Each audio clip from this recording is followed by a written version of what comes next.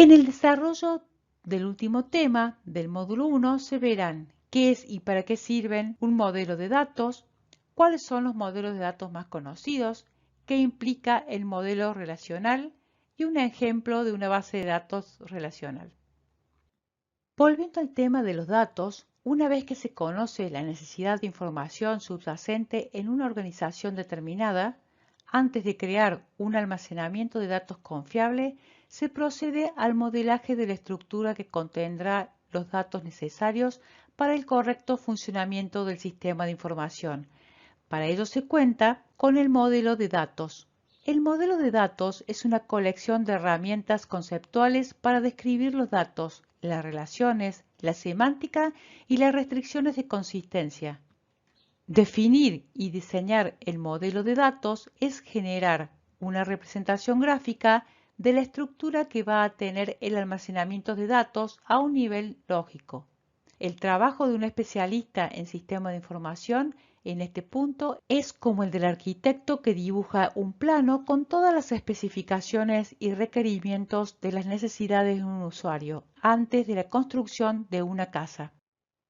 Se puede mencionar algunos modelos de datos como ejemplo. El modelo entidad-relación basado en una percepción del mundo real que consta de una colección de objetos básicos, llamado entidades, y de relaciones entre estos objetos. Estas entidades se representan en el modelo a través de un rectángulo, con el nombre en su interior, y la relación entre las entidades se representa a través de rombos. El modelo de datos orientado a objetos es una extensión del paradigma de programación orientado a objetos, donde se representa el mundo real y sus problemas a través de objetos. Cada uno de ellos posee un nombre, atributos y operaciones, y poseen las propiedades de polimorfismo, herencia y encapsulamiento. A diferencia de los lenguajes de programación, las bases de datos son persistentes. Modelos de datos semiestructurados permiten la especificación de datos donde los elementos de datos individuales del mismo tipo pueden tener diferentes conjuntos de atributos. El lenguaje de marcas extensible, XML, se usa ampliamente para representar datos semiestructurados. Históricamente, otros dos modelos de datos, el modelo de datos de red y el modelo de datos jerárquico, precedieron al modelo de datos relacional. Estos modelos complicaban la tarea de modelado de datos. Como resultado, se usan actualmente muy poco. El modelo relacional es el que vamos a utilizar en la nivelación de esta asignatura y se describirá en el siguiente apartado. El modelo relacional es una metodología que se utiliza para modelar una realidad en particular, basado en lógica de predicados y la teoría de conjuntos. Esta metodología emplea una colección de herramientas conceptuales para describir datos, relaciones entre ellos y las restricciones de consistencia. El modelo relacional es un ejemplo de modelo basado en registros, porque la base de datos se estructura en registros de formato fijo, ya que tienen un número fijo de campos o atributos.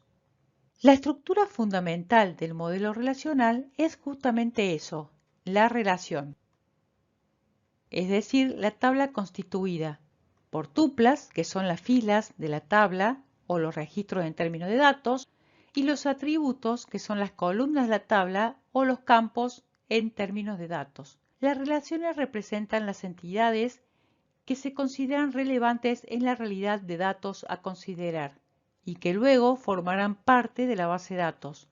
Cada instancia de la entidad encontrará representación en una tupla de la relación, mientras que los atributos de la relación representan las propiedades de la entidad.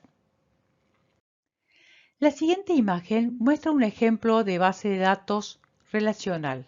No es necesario que se entienda en este momento todo lo referido a ella, solo es una muestra de lo que se va a llegar a hacer en la nivelación de esta asignatura. En este diagrama se pueden ver entidades que representan personas como clientes y empleados, otros representan cosas como instrumentos y otras transacciones como los pedidos y sus detalles. Se pueden observar estructuras simples, tablas, que se unen entre sí a través de un campo en común o claves. Cada tabla está referida a un único tema, clientes, instrumentos, pedidos, etc.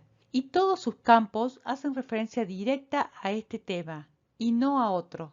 A la vez, cada campo guarda un único dato que es lógicamente indivisible, como un nombre, un apellido, una fecha.